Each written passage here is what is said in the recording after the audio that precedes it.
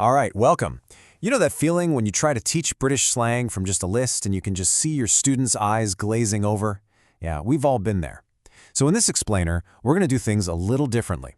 We're going to learn 20, count them, 20 essential British expressions, but not from some boring list. We're going to follow a story.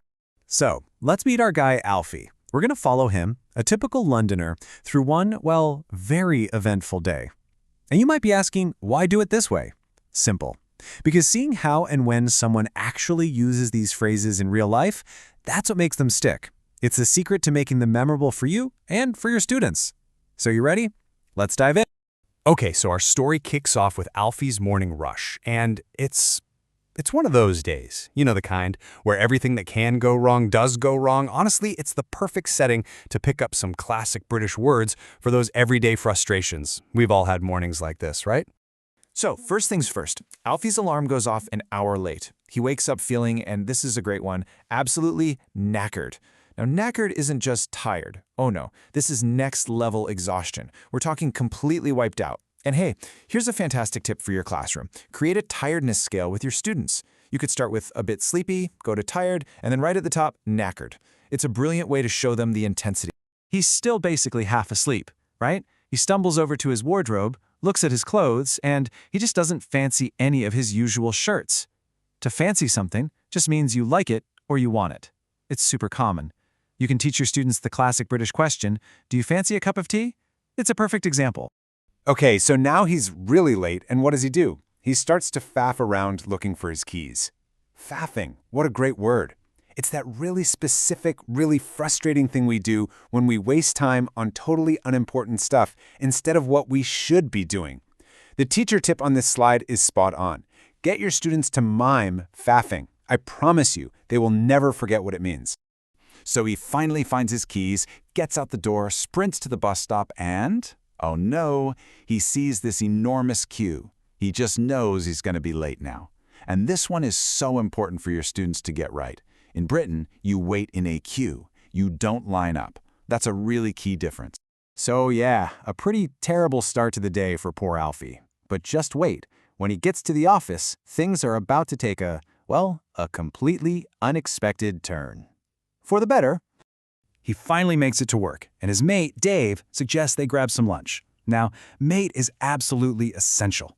Of course, it means friend, but you'll also hear it all the time, used informally, especially between men who are total strangers. You know, like a bus driver might say, cheers, mate. It's super versatile. So Dave wants to try this new sandwich shop, but Alfie's not so sure. The place looks a bit dodgy. What a wonderfully British word. It's perfect for describing something that seems unreliable, a bit suspicious, or maybe just really low quality. You just get a feeling it's not quite right.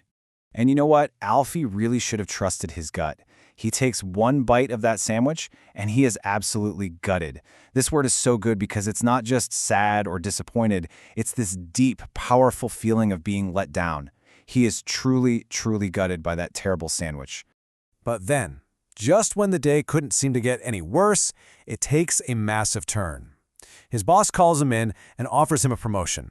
Alfie is completely, utterly gobsmacked. He's so shocked he literally can't speak. And the little tip here is just brilliant. Gob is slang for mouth. So to be gobsmacked is like you've been smacked in the mouth by the surprise. How great is that? So, once the shock finally wears off, Alfie is just absolutely chuffed. He is so pleased, so delighted. Chuffed is just such a wonderful, positive word. A great way to practice this one is to ask your students what news would make you feel really chuffed. It connects the word right to their own positive feelings. Well, you can't get a promotion like that and not celebrate, can you? So this brings us to the evening, and some classic, informal language you would definitely hear down at the local pub. So, what's the first thing he does? He decides to give his best mate a bell to get a celebratory pint organized.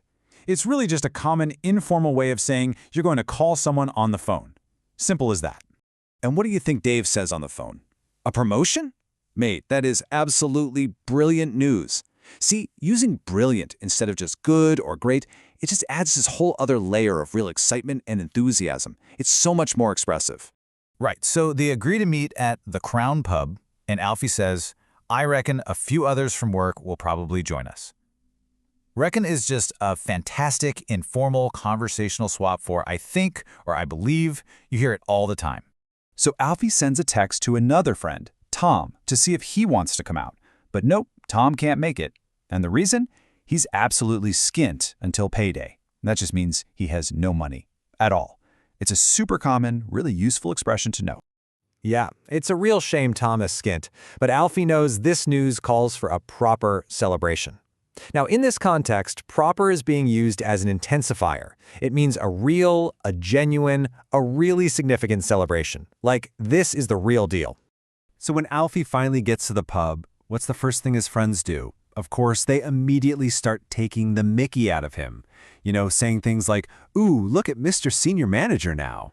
This is classic British banter. It's so important to understand it's just friendly teasing. It's not meant to be a real insult at all. And then, of course, the drinks arrive. Everyone raises their glasses for a toast, and you hear that classic, hearty cheers. Now, this one's a 2-for-1. It's crucial for your students to know it has two main uses, for a toast like this, but also as a really informal way to say thank you. But the celebration is about to get interrupted. A guy at the next table spills his drink and he just starts to throw a wobbly. This is such a fantastic expression. It's for a sudden, almost childishly angry outburst, usually over something pretty minor. It's so visual, you can just picture it, can't you? Alfie's mate leans over and whispers to him that the man's behavior is absolute rubbish. And just like cheers, rubbish is another one with a double meaning. It can mean actual physical trash, stuff you put in the bin, or, like in this case, it can describe something that's just total nonsense or really, really poor quality. Okay, so after a dodgy sandwich, a brilliant promotion, and a man throwing a wobbly, Alfie's very eventful day is finally winding down.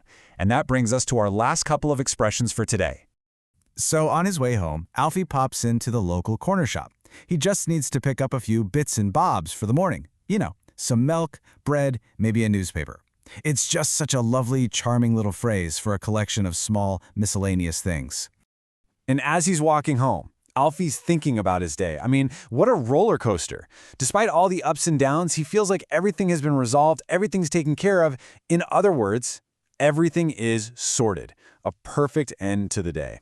So there you have it. We followed him all the way from feeling knackered this morning to being completely gobsmacked in the afternoon and then having a proper celebration with his mates. Alfie's day really shows how these expressions aren't just words on a list, they're the words that tell the story of everyday life. So, what's the big takeaway here? Well, you've now got a whole new set of tools to make authentic British English really come alive in your classroom. So, thinking about all 20 of these fantastic expressions we've just covered, which one are you going to introduce to your students first?